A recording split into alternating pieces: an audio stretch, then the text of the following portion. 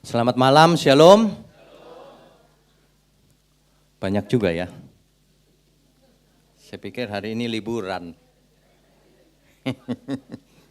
Sekarang sudah pada bertobat rupanya. Oke, bercanda. Malam ini kita akan bongkar pengertian iman secara tuntas. Banyak orang tidak mengerti iman itu apa. Kalau seseorang tidak mengerti iman itu apa, imannya goyah. Dia gampang dipengaruhi. Bapak Ibu tentu tahu ada seorang pembicara dari India diundang ke Indonesia. Dia berkata, Yesus bukan Tuhan. Kalau orang mendengar itu, imannya salah atau tidak kuat, dia pindah loh. Nggak tahu itu yang pindah itu bayaran atau bukan. Tapi intinya berbahaya. Dengan bebasnya mereka masuk ke kampus-kampus dan seterusnya. Bagaimana kita memproteksi diri anak-anak kita tentunya yang imannya belum matang. Makanya ini perlu belajar, terutama kita sendiri harus matang. Setelah matang barulah kita bisa memprotek anak-anak kita dan sebagainya, siapapun kita. Kita itu diciptakan itu tidak sembarangan loh. Ada tujuan yang maha agung. Tidak disadari oleh banyak orang. Karena pengertian tentang imannya salah.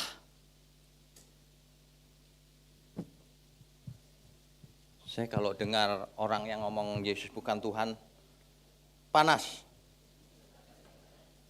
Sebab dia curang. Kalau dia nggak curang, kita undang. Kita undang debat. Tapi dia curang, jadi percuma. Kalau diundang debat paling dia bawa batu. Jadi malam ini kita akan bicara soal iman. Kalau kita perhatikan ada dua kutub pengertian. Yang pertama, iman itu selamat itu karena perbuatan. Cuma perbuatan tok. Kutub yang ekstrem pertama. Inilah yang dilakukan oleh agama-agama. Perhatikan agama-agama. Agama membuat orang melakukan perbuatan baik supaya dapat poin. Supaya seakan-akan dapat poin reward. Bapak Ibu tahu ya kalau belanja sesuatu ada poin rewardnya. Jadi seolah-olah pahala bisa ditabung untuk membayar masuk surga. Ini kutub yang pertama. Ini dilakukan oleh agama. Contohnya agama Musa, agama Yahudi. Lakukan Taurat. Kalau kau lakukan Taurat, selamat.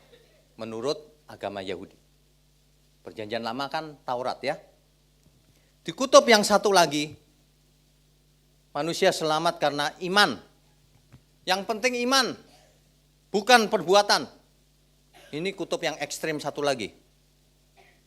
Makanya ada orang-orang tertentu yang perbuatannya tidak mencerminkan iman sama sekali. Kenapa? Karena di pikirannya, yang penting aku percaya Yesus. Yang penting percaya katanya. Saya punya satu saudara, ya dia masih baru mahasiswa sih. Saya tanya, kau percaya Yesus enggak? Percaya. Lalu apa yang kau lakukan kalau kau percaya? Enggak ada sih.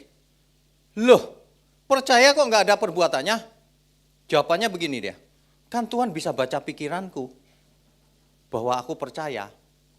Loh, ini dia. Ini tipe yang satu nih, iman. Makanya ada gereja-gereja tertentu yang penting iman. Perbuatan enggak penting, perbuatan baik. Padahal Alkitab itu gampang loh kalau dibaca. Iman tanpa perbuatan seperti tubuh tanpa roh, itu sia-sia, itu mati. Jadi percuma orang percaya di otaknya percuma. Setan percaya enggak? Percuma, karena cuma setuju tok. Kalau di pendalaman Alkitab kita sudah belajar sebenarnya. Yang pertama, persetujuan pikiran. Cuma setuju bahwa Yesus Tuhan. Kalau cuma setuju tok, setan juga setuju. Bahkan setan gemetar, roh-roh jahat. Ada orang yang setuju tapi nggak gemetar. Waduh, itu yang di sini nih, iman. Yang penting percaya saja.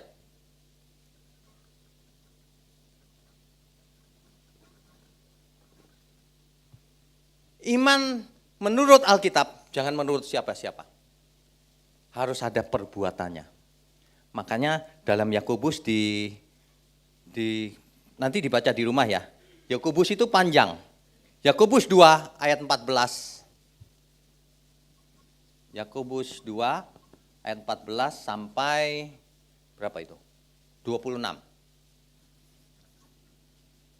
Nanti dibaca di rumah.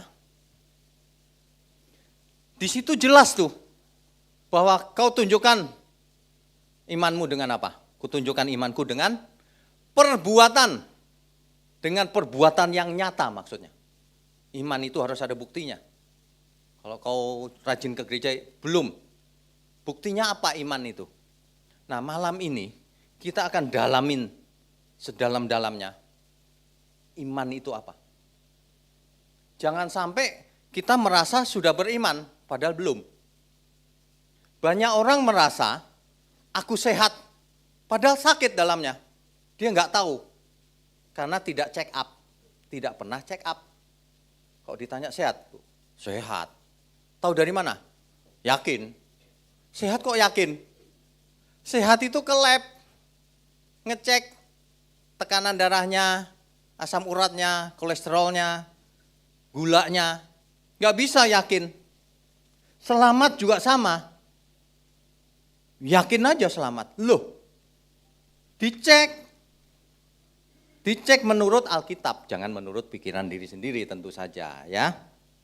Oke, nah kalau iman itu perbuatan, iman itu ditunjukkan oleh perbuatan, ini clear, udah jelas, semua juga sudah tahu kalau rajin ke PA dan suara kebenaran. Clear bukan? Ada amin nggak? Nggak perlu dibahas lagi yang ini. Nah, yang perlu kita lanjutkan adalah bagaimana dengan Galatia 2 ayat 16. Coba kita tampilkan. Galatia 2 ayat 16. Bisa tolong ditampilkan?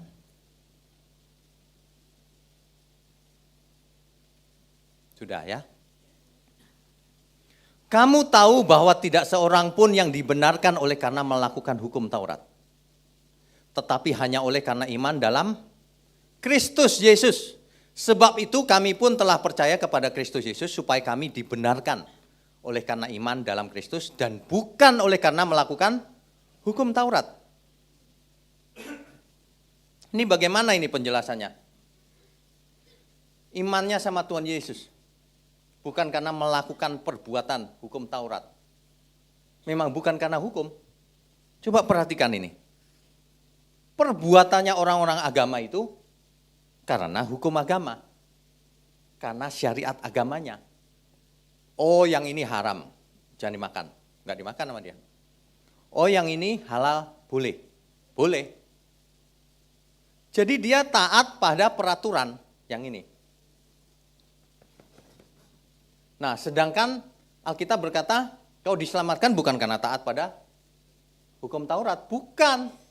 Bukan, selamat itu apa dulu? Jangan pernah membayangkan manusia itu diformat Tuhan supaya jadi manusia beragama. Banyak orang salah loh. Orang pikir kalau orang suci itu ya, seperti orang beragama, bajunya putih-putih, sepatunya putih, ya, lalu kemana-mana bawa kitab gede, kemana-mana berdoa dia sambil jalan. Terus jarang makan, puasa, kurus kering. Terus dia begini, jarang ngomong juga. Kayak seperti orang suci gitu. Bukan orang suci itu orang aneh. Tuhan Yesus tidak pernah ngajar begitu. Enggak pernah. Makanya kalau Bapak Ibu teliti baca Alkitab, mulai Nabi Yeremia bernubuat.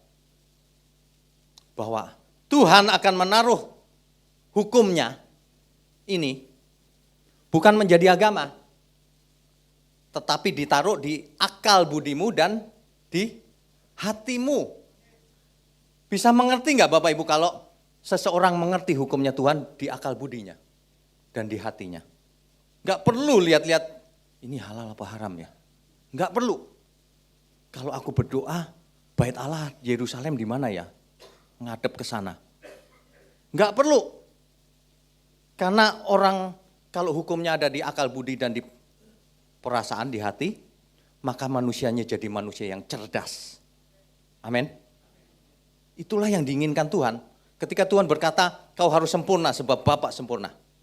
Sempurna di situ itu maksudnya matang, smart, pinter. Jangan bodoh. Kau lakukan hukum-hukum agama, tapi kau bodoh. Hatimu begitu jahat sama orang, nggak berasa lagi. Ngatain orang lain kafir. Tapi rajin. Apa maksudnya? Itu orang bodoh namanya. Memangnya Tuhan suka gitu sama orang begituan? Itu nggak perlu sekolah teologi, Bu, Pak, untuk tahu itu salah. Nggak perlu. Gunakan saja nuranimu. Waduh, dunia ini rusak loh. Makanya sebagai orang Kristen kita mesti tahu persis apa itu iman. Nanti pulang dari sini pasti sudah bisa melakukan check up diri sendiri. Check up pribadi. Apakah imanku sudah benar atau belum? Apakah imanku sudah benar atau belum? Itu. Jadi kalau yang kita sudah pelajari di pendalaman Alkitab, iman itu yang pertama jenisnya adalah persetujuan pikiran. Setuju bahwa Yesus itu Tuhan. Itu tidak membawa kepada keselamatan. Karena cuma setuju tok. Apa yang kau lakukan kalau kau setuju? Enggak ada, Pak. Berarti penonton. Cuma nonton berarti. Bukan pelaku firman. Kan begitu kan? Yang pertama kan itu yang sudah kita pelajari. 1. Persetujuan pikiran. Itu yang percaya bahwa Yesus Tuhan. Itu cuma di pikirannya tok setuju. Kalau ini sudah dipelajari juga. Ini sebelum masuk ke yang lanjutan, saya review dulu, saya ulangi dulu ya. Yang kedua apa? Iman pengharapan.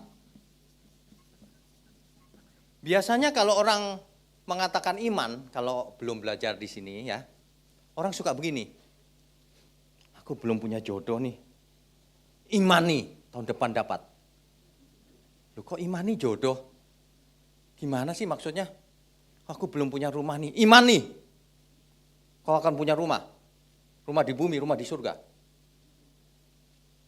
Aku mau sehat nih. Imani. Kau akan sehat, terbebas dari meja operasi. Loh kok imani? Imani di situ adalah pengharapan. Waduh aku nggak punya kerjaan. Imani. Kau akan dapat kerjaan. Itu jenis yang ini, pengharapan. Bukannya salah, bukan salah. Tapi maksudnya adalah itu iman yang awal. Iman yang awal dimulai dari persetujuan kan? Iya, saya setuju Yesus Tuhan. Lah iya dong. Kalau nggak setuju ngapain ngomong yang berikutnya? Kalau Bapak Ibu ada yang nggak setuju ngapain duduk sini? Duduk aja sama orang India itu. Maksudnya nonton film Bollywood. Ya, bukan ngapa-ngapain, bukan. Makanya dimulai dari persetujuan pikiran, ya aku setuju Yesus Tuhan. Yang kedua, mulai berharap-harap. Tuhan Yesus bisa apa ya? Oh bisa memberkati. Nah ini iman anak kecil nih. Kekanak-kanakan, bukan anak kecil, kekanak-kanakan. Makanya banyak orang imannya diekspresikan dengan cara-cara yang kekanak-kanakan. Gak lucu sebenarnya. Misalnya, saya minta maaf ya kalau ada Bapak Ibu yang masih begitu. Bertobat juga malam ini. Ada, udah oma-oma nih, pengen tas di toko mahal, lalu dia berdoa sekenceng-kencengnya di rumah sambil nangis-nangis. Aku imani dapat tas katanya, Tuhan Yesus baik. Waduh, kok kekanak-kanakan gitu ya. Dapat juga sih di atas. Kenapa? Karena anaknya lihat kasihan. Ini kisah nyata loh, beneran. Anaknya pendeta soalnya. Jadi anaknya lihat, kasihan ya mamaku ya.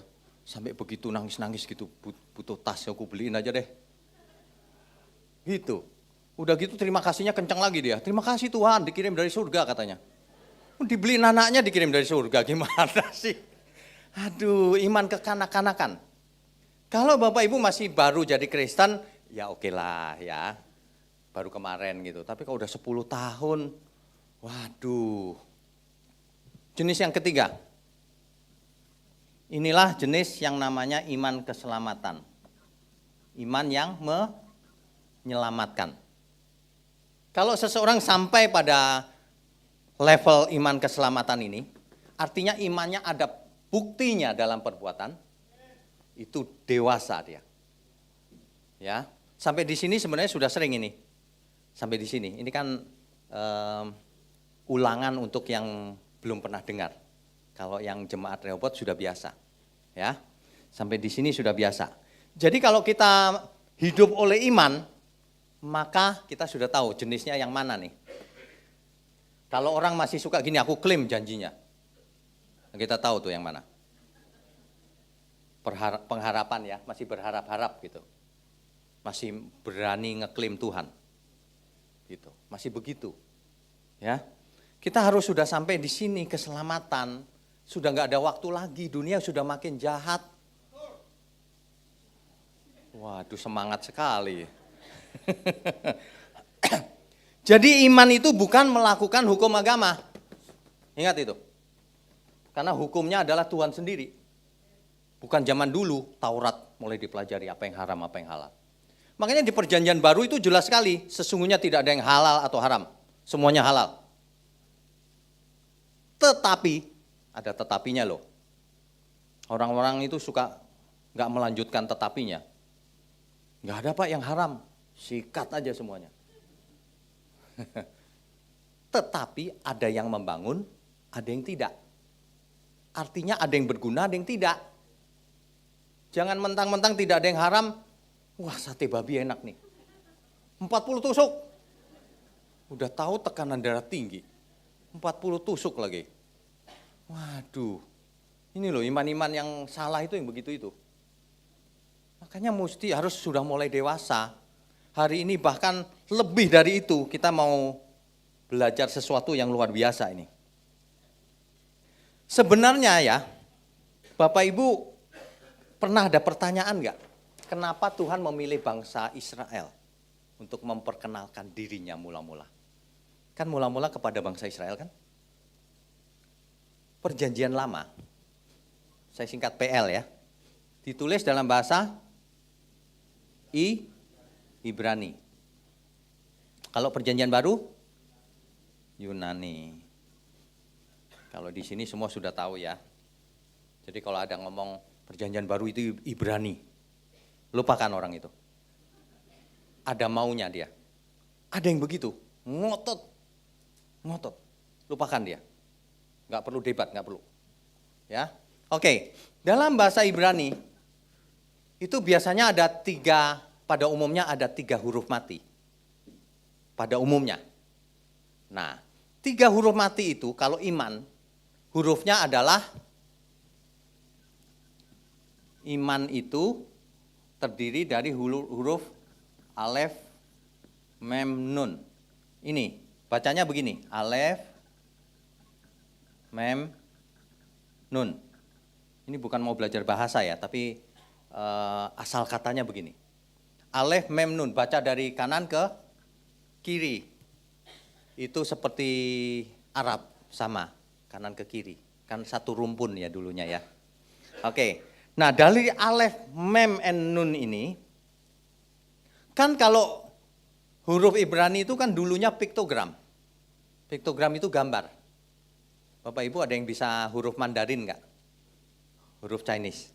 Kalau bisa itu dulunya kan gambar sebenarnya ya. Dulunya gambar. Nah Ibrani juga dulunya gambar. Contohnya ini, alef. Ini dulunya gambar kepala sapi. Maksudnya kekuatan maksudnya. The mighty, maha kuat. Itu pakai gambar lambang-lambang gitu. Nah, tapi kita bukan belajar bahasa. Yang saya mau sampaikan adalah begini. Iman itu terdiri dari 3 huruf mati ini. Alef, Mem, Nun. Semua kata-kata yang pakai 3 huruf mati ini ada hubungannya dengan iman. Nah, ini belajar namanya etimologi ya. Semua huruf mati yang terdiri dari 3 huruf mati ini ada hubungan dengan iman. Nah, sekarang kita lihat apa saja artinya iman. Dari sini kita akan tahu nanti apa itu alef, mem, nun. Ini fenomena ini luar biasa loh sebenarnya. Cuman nggak disampaikan, kadang-kadang orang nggak mengerti. Yang pertama,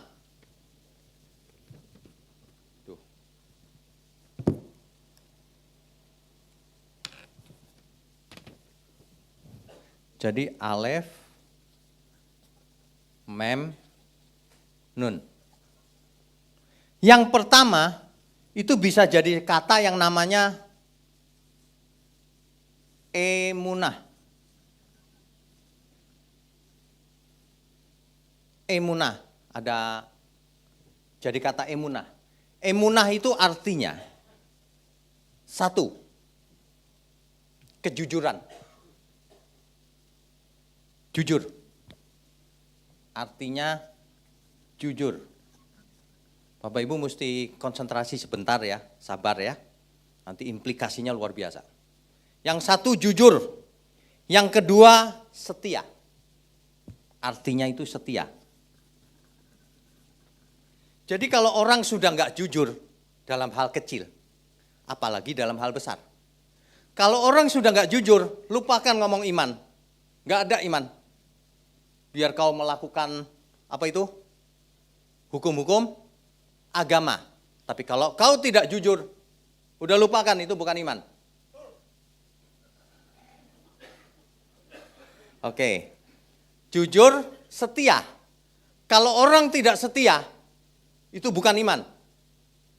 Hari ini di cross check diri sendiri, apakah aku setia apa enggak dengan Tuhan? Setia itu artinya ikutan pekerjaan Tuhan. Ikut menanggung pekerjaan Tuhan. Bukan jadi pendeta, bukan. Jadi pedagang pun ikut nanggung pekerjaan Tuhan. Jadi guru yang benar, ikut misinya Tuhan. Disuruh apa sama Tuhan? Harus setia. Makanya banyak yang dipanggil, sedikit yang dipilih. Lebih sedikit lagi yang setia sampai akhir. Ada amin gak nih? Jadi Bapak Ibu, kalau asalnya dari gereja apapun, nggak penting. Ada orang yang alirannya Calvinis. Ada orang yang alirannya Arminian. Kalau Calvinis itu segala sesuatu sudah ditentukan Tuhan katanya. Bahkan kita bergerak pun digerakkan Tuhan. Ditakdirkan oleh Tuhan. Kalau yang Arminian tidak. Bahwa segala sesuatu dia harus bertanggung jawab sendiri atas perbuatannya. Nah, kita nggak ngomong soal itu. Apapun alirannya, yang penting ujungnya. Kalau seseorang tidak setia sampai akhir, dia pasti binasa. Pasti. Tidak setia, Pak. Pasti binasa. Supaya setia bagaimana? Silahkan dipikir. Wah, takdirnya Tuhan, Pak, aku setia. Atau aku mau Tuhan. Aku mau Tuhan. Makanya kalau Rehobot lagunya perkarakan dirimu itu sudah jelas yang mana. Bukan yang takdir pasti. Kalau takdir ngapain diperkarakan? Benar nggak? Jelas kan? Makanya Pak Eras ngarang lagu dengan berbagai macam, itu jelas loh. Perkarakan dirimu, kemana engkau pulang? Mungkinkah ke padang gersang, tak bertepi? Itu neraka itu. Di sana tiada mentari dan tiada lagi bintang. Dalam jurang gelap kengerian Itu neraka. Mungkin nggak? Mungkin kalau tidak setia sampai akhir. Jadi Bapak Ibu ingat, setia. Setia itu setiap saat sampai kita mati. Ya, ada amin? Oke, beri kemuliaan untuk Tuhan.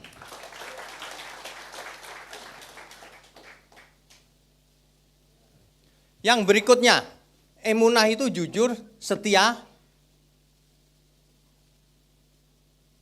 konstan. Konstan itu apa ya bahasa Indonesianya?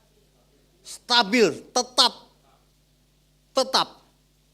Jadi jangan gini, sebentar panas, sebentar dingin. Tetap panas terus. Dunia sudah semakin jahat kok, kadang-kadang dingin orang. Panas terus dimanapun kita ada. Ya, itu namanya emunah. Emunah, tabah, setia. Yang berikutnya, emunah itu artinya dapat dipercaya. Atau dapat diandalkan. Kalau seseorang mengaku percaya Tuhan, dia harus bisa dipercaya oleh Tuhan. Banyak orang percaya sama Tuhan Yesus, tapi dia tidak bisa dipercaya. Itu bukan iman. Ke gereja mau diberkati tok, tapi nggak bisa dipercaya. Kalau udah diberkati, nggak mengembalikan milik Tuhan. Nggak bisa dipercaya. Ngomongan aja berantakan, sembarangan. Sama saudara aja pelit. Bagaimana mau jadi berkat? Nggak bisa dipercaya, nggak bisa diandalkan oleh Tuhan. Padahal Tuhan mengandalkan kita. Jarang orang ngomong begini. Tuhan mengandalkan kita, buktinya apa? Itu para murid-murid dikasih kepercayaan. Jadikan semua bangsa muridku. Kau akan menjadi saksiku sampai ke ujung bumi. Betul? Tuhan percaya banget, ayo lakukan. Keselamatan dunia tergantung dari anak-anak Tuhan juga. Sebab iman itu bisa menular. Kalau ada orang benar, maka orang lain bisa ketularan benar. Kita harus selamatkan banyak jiwa, bukan? Benar nggak? Artinya kita sendiri mesti bersih. Kalau kita hidupnya nggak benar, bagaimana mau menyelamatkan orang lain? Jadi sandungan nanti malahan, jadi dapat dipercaya atau dapat diandalkan. Nanti tanya diri sendiri, apakah aku selama ini jujur? Apakah aku setia selalu untuk Tuhan? Apakah aku dapat dipercaya orangnya oleh Tuhan? Nah itu dia, itu berat itu. Itu berat loh, yang dapat dipercaya itu berat loh. Selama ini kan yang penting aku percaya gitu. Loh, kau bisa dipercaya nggak sama Tuhan? Itu berat. Itu sangat berat. Satu lagi artinya emunah itu, gimana jelasinnya ya? Permanent official duty. Permanent official duty itu sedang bertugas secara permanen selama-lamanya. Official, secara resmi. Jadi kita itu sebenarnya bertugas secara resmi, secara permanen sampai selama-lamanya. Sebagai saksinya Tuhan, sebagai agennya Tuhan. Bapak Ibu pernah tahu film Mission Impossible? Seorang agen rahasia dikirim untuk suatu misi, betul? Kita itu sebenarnya misi agennya Tuhan. Jadi selama-lamanya kita akan sampai mati, kita bekerja untuk Tuhan, sebagai agennya Tuhan. Katakan amin. Enggak berasa ya Bapak Ibu ya?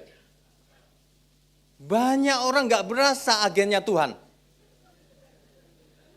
Orang-orang pikir cuman begini, aku sudah jadi Kristen. Kok Kristen? Itu agennya Tuhan. Jangan malu-maluin. Lakukan kebenaran. Amin terus. Kita lihat sebentar lagi masih amin apa enggak. Oke. Nah, ini kata yang pertama, emunah. Yang kedua, ternyata dari 3 huruf mati ini bisa menjadi namanya emet. Ini bahasa Ibrani ya. Artinya apa emet? Yang pertama, truth. Apa itu truth? Kebenaran. Kalau orang beriman, dia cinta kebenaran. Kalau orang beriman, dia melakukan kebenaran. Gak ada orang beriman korupsi, gak ada. Gak ada orang beriman lirik kiri kanan istri orang lain. Atau suami orang lain, gak ada. Gak ada orang beriman ngatain orang lain, gak ada. Orang beriman itu jujur, engkau tidak curang anakku, kata Tuhan. Gak ada orang beriman curang, gak ada. Jadi kalau kita lihat kecurangan terjadi itu bukan orang beriman. Mestinya kita yang ngomong, wahai orang-orang yang tidak beriman, bertobatlah kau. Maksudnya apa? Ya sama-sama ngerti lah ya. Yang beriman tuh siapa, yang tidak beriman tuh siapa? Dibulak-balik. Emet artinya truth. Arti berikutnya firmness. Trustworthiness artinya sama tuh. Firmness, stabil. Stabil. Tetap, setia. Dapat dipercaya, dapat diandalkan, sama. Jadi ada elemen kebenaran, emet. Yang ketiga, aman.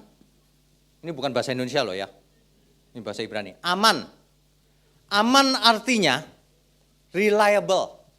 Apa itu? Dapat diandalkan. Balik-baliknya ke sana lagi ya. Dapat diandalkan. Engkau anakku, kau panggil aku Bapak. Kamu kuandalkan sebagai anak.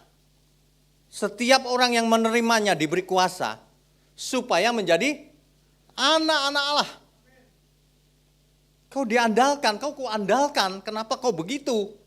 Sekolah males, bisnis males, gak jujur. Kenapa begitu? Ayo jadi orang hebat. Begitu loh mestinya. Jadilah keluarga-keluarga yang hebat. Kalau dulu sudah buat salah, ya sudah, yang sudah lewat kita gak bisa rubah. Ke depan kita tata lagi. Karena waktunya pendek kan? Waktu yang kita punya pendek loh. Belum tentu kita hidup 30 tahun lagi, belum tentu. 20 tahun lagi juga belum tentu. 10 tahun lagi?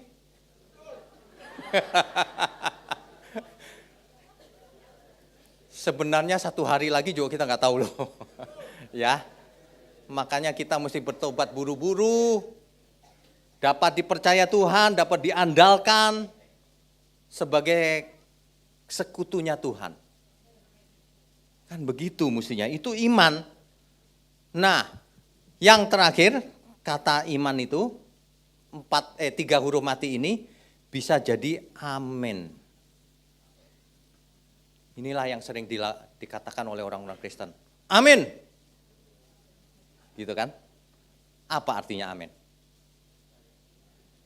Amin itu artinya bukan ya atau tidak loh. Misalnya saya lagi khotbah gitu. Saudara amin? Amin. Artinya ya. Bukan. Artinya bukan ya. Bukan. Itu bukan yes no amin itu. Amin juga bukan berarti gini, amin supaya mudah-mudahan terjadi. Bukan. Di dalam Tuhan gak ada mudah-mudahan. Amin itu artinya aku yakin itu terjadi.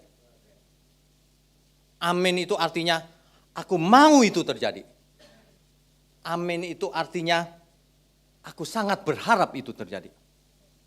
Amin itu artinya aku mau menjadikan itu terjadi. Amin itu artinya aku mau itu terjadi. Aku mau lakukan.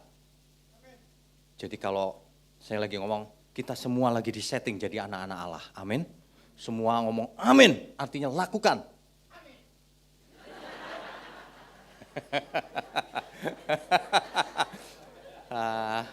Wah, jadi nggak ngantuk ya. Iya, ya oke. Itu amin. Jadi makanya Tuhan Yesus mendapat gelar apa? Sang Amin. Wahyu 3 ayat 14. Wahyu 3 ayat 14.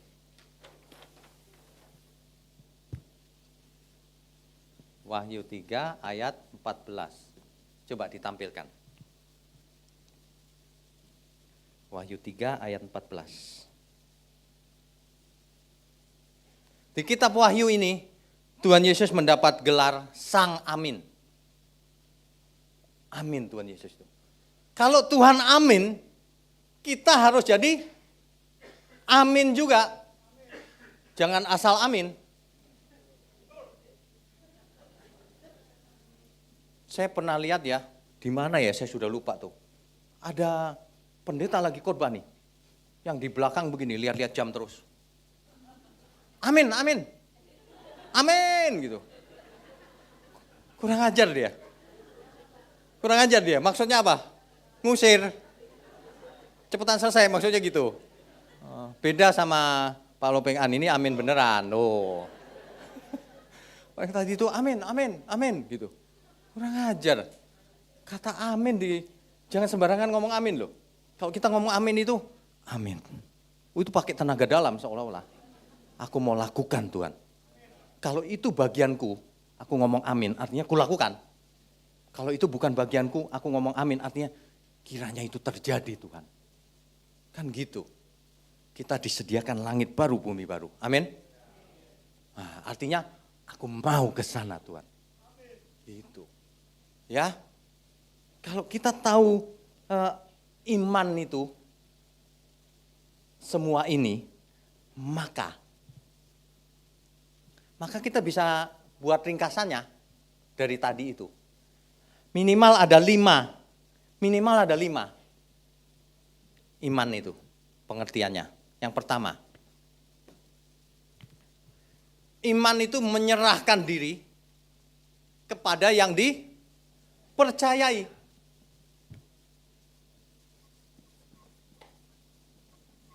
Menyerahkan diri kepada yang dipercaya. Serahkan dirimu. Banyak orang nggak mau menyerahkan diri. Makanya Tuhan berkata begini, barang siapa tidak melepaskan dirinya dari segala miliknya, tak bisa jadi, nggak bisa, belajar aja nggak bisa. Belajar aja nggak diterima. Harus lepas. Artinya menyerahkan diri secara total kepada Tuhan.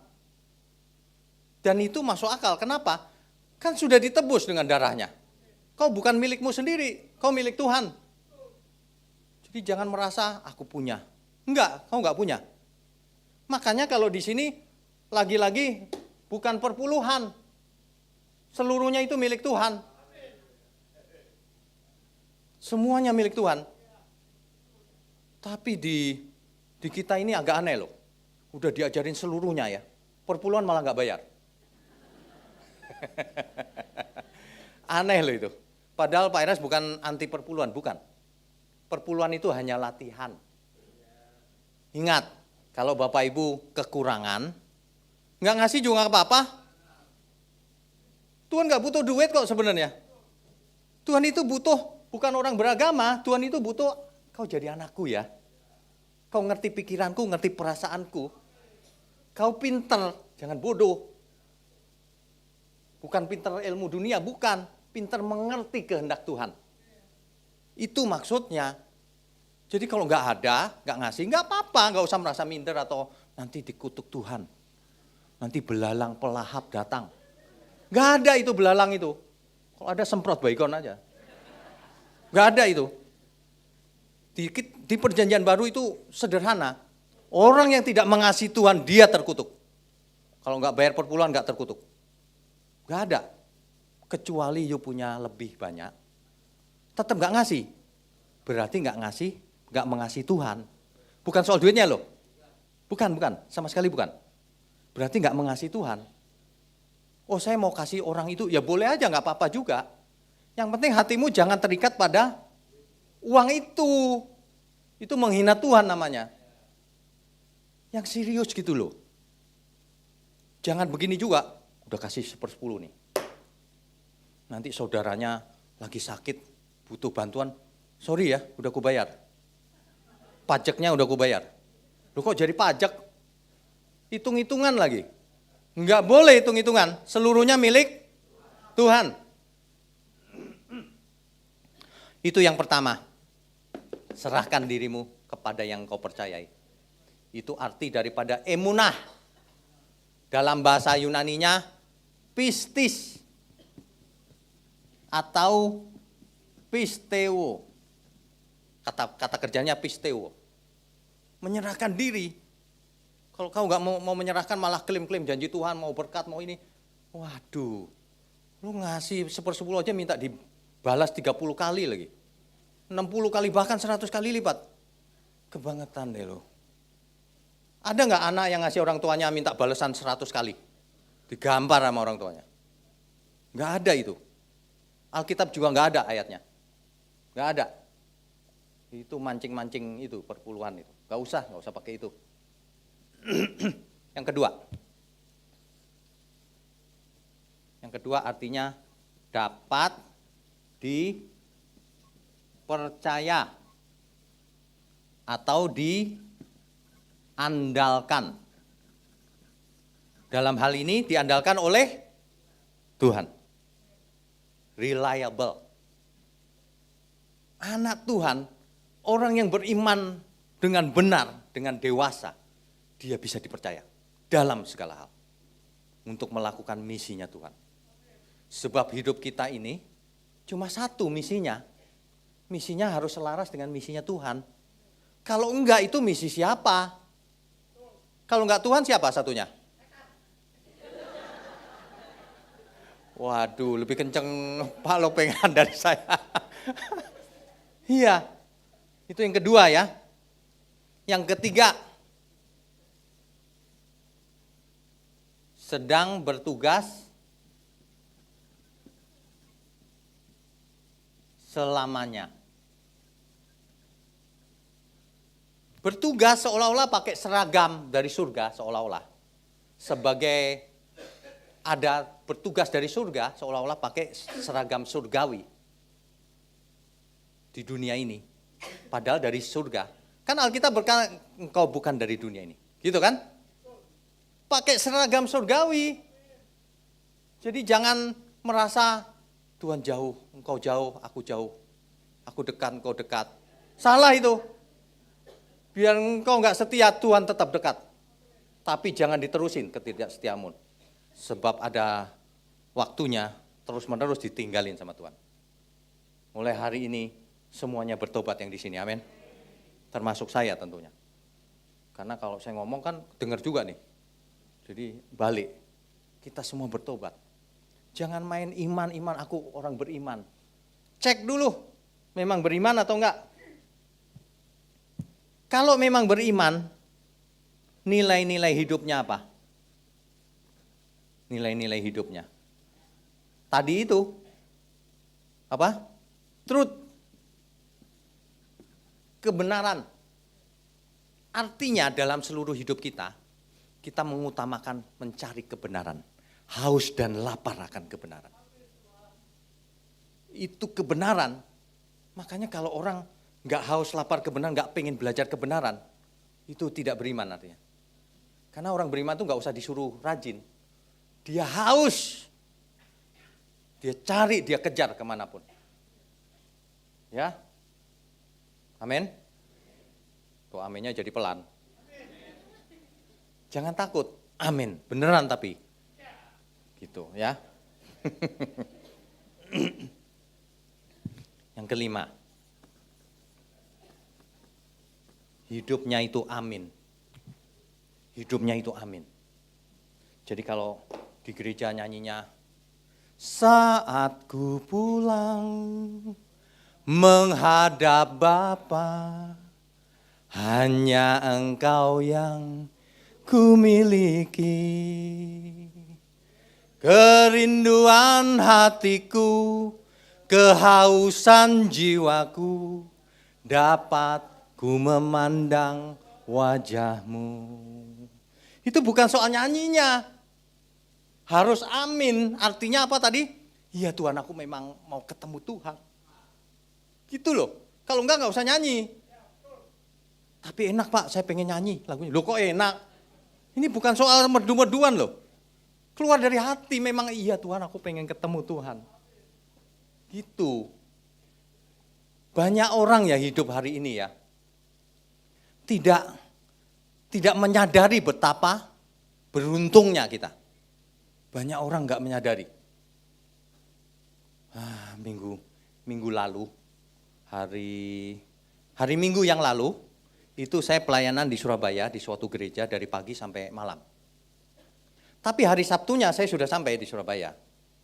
Ya saya persiapan sebentar malam, terus saya tidur sekitar, saya lupa tidurnya jam berapa, 11 atau 12 gitu. Saya tidur, begitu tidur sebentar, masuk ke alam mimpi. Saya itu jarang mimpi, bukan pemimpi. Jarang mimpi, tapi setiap kali mimpi ada pesan selalu, pesan Tuhan. Hari Sabtu itu saya mimpi. Di mimpi itu saya lupa siapa saya. Terus saya lupa punya istri, punya anak. Mengerikan gak kira-kira? Waduh, mengerikan. Terus mengerikannya lagi begini, setiap hari kok malam hari ya. Saya berasa malam hari terus. Udah malam hari terus kok gak bisa terang ya. Saya punya senter, saya senterin juga gak bisa terang. Terus orang-orang pada kemana kok sepi, Jakarta sepi gitu. Ngeri loh, ada apa ini dunia ini? Itu panjang ceritanya. Singkatnya begini, di akhirnya saya disembuhkan Tuhan. Ada sinar, gitu sembuh. Sadar. Ketika sadar saya tahu jawabannya kenapa itu malam hari terus gitu. Rupanya di mimpi itu saya sakitnya schizophrenia. Bapak Ibu tahu schizophrenia enggak ya? Sakit gangguan jiwa. Itu jadi saya rupanya kalau siang hari tidur, bangunnya jam 2 malam, jam 2 pagi, nanti jam 5 tidur lagi. Terang aja gak ketemu manusia. Ini mimpi loh ya, bukan saya beneran. Ntar Bapak Ibu yang sedikit gitu, loh Pak Inyo sakit ya? Bukan, ini mimpi. Tapi saya menghayati gara-gara itu. Aduh, mengerikan ya. Untung waktu bangun ya, saya bangun jam 2 loh, saking mengerikan saya jam 2 bangun. Begitu bangun, aduh Tuhan terima kasih. Aku ternyata kenal Tuhan. Di mimpi itu gak kenal loh Tuhan. Wong ya, anak istri aja gak inget. Iya kan? Bapak Ibu ini mesti bersyukur kalau hari ini mendengar firman. Coba kalau ini mimpi ternyata. Benerannya Bapak Ibu belum, saya bangun di pinggir jalan. Terus gak inget siapa-siapa. Ngeri gak? Ini bangun, sekarang bangun. Ayo hidup yang benar. Ini 5 poin ini ingat. Buat nanti check up di rumah. Aku mau Tuhan. Kan begitu ya. Itu saking mengerikannya ya. Kadang-kadang kalau mimpi bangun masih nangis loh kita. Karena terbawa kan emosinya. Aduh. Wah gawat. Kita itu beruntung. Banyak orang tidak merasa beruntung ketika masih punya. Begitu yang dimilikinya hilang, waduh dia nangis. Tapi sudah gak ada semuanya. Mulai dari yang sederhana deh. Hari ini kalau engkau masih punya orang tua, masih punya anak, masih punya pasangan. Kan itu gak selamanya. Berapa lama lagi pergi salah satu. Iya kan? Jangan diajak berantem sekarang. Masih hidup diajak berantem. Udah mati nangis-nangis di kuburan. Dan nangis-nangis dimasakin lagi. Dikasih makanan, ya gak bisa makan. Iya kan? Udah dimasakin, dikasih makanan, gak bisa makan, dibawa pulang lagi makanannya. Dimakan sendiri akhirnya. Aduh, manusia itu aneh, gak bisa menghargai apa yang dia punya. Sampai yang dimilikinya itu hilang, baru dia iya ya aku nyesel. Hari ini belum terlambat, kalau kita punya kesempatan untuk jadi anak Allah.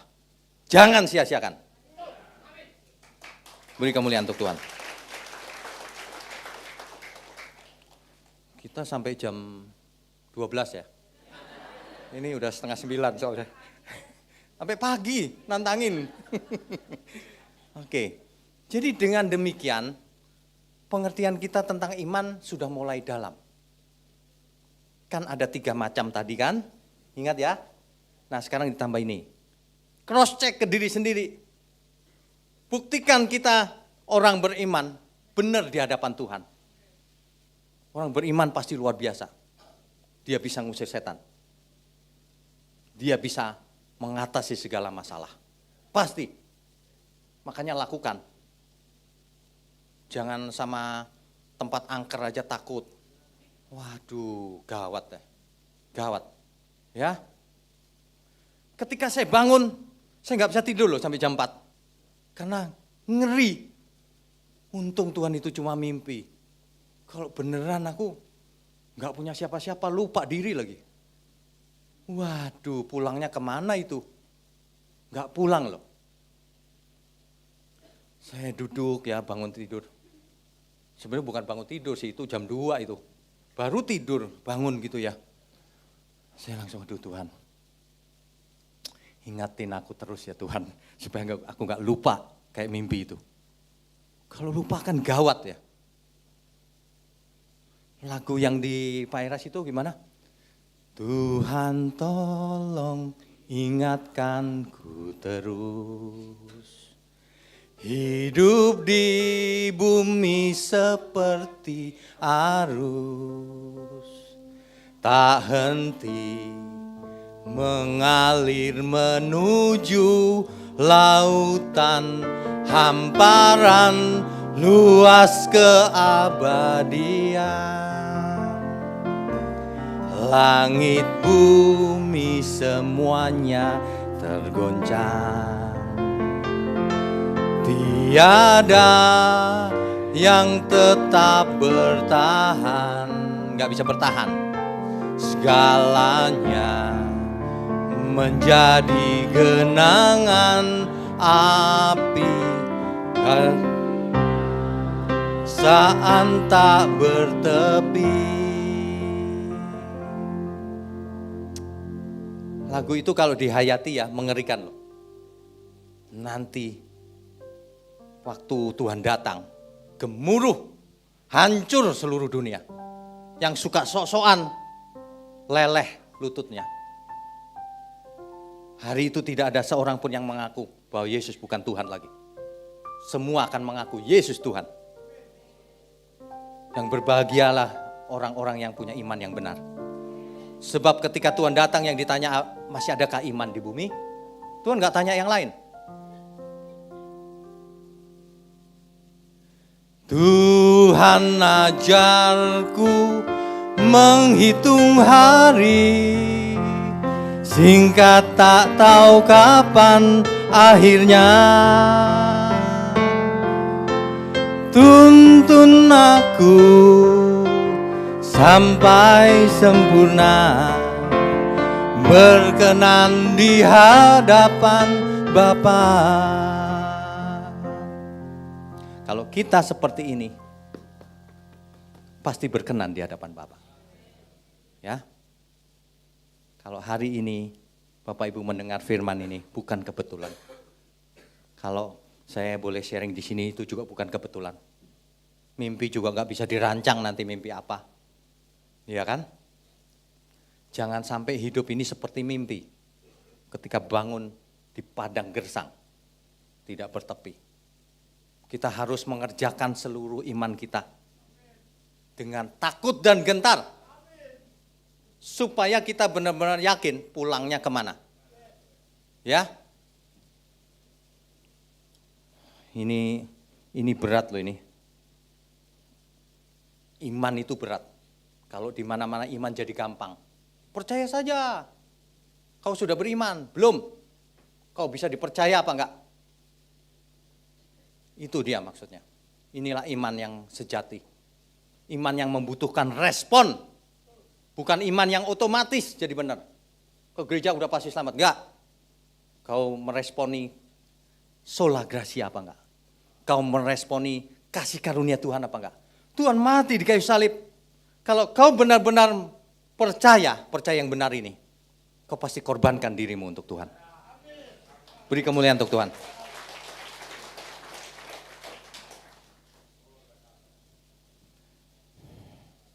Amin ya. Amin. Beri kemuliaan untuk Tuhan.